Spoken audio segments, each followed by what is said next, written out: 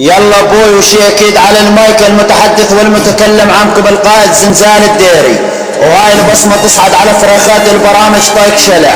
هاي الرسالة عاجلة تصعد على الرجالة قبل الجهالة من عمكم الزنزال الديري مخاول نشالة صقاركم وصقار الحثالة.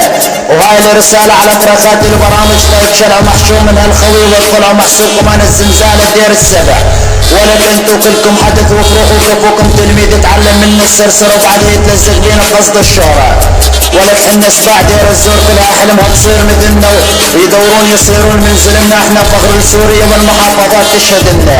خاسر سرية تالي وقد تعرفون معنا ما حد يقدر يلعب لان جواني عنا وراح يغلب وصلوا عنا جماعة ادلب.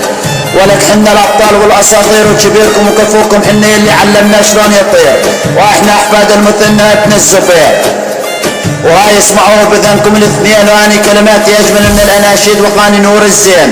ولك انا زنزال الدير ابو الزندين وكلامي يسوي لكم رنين.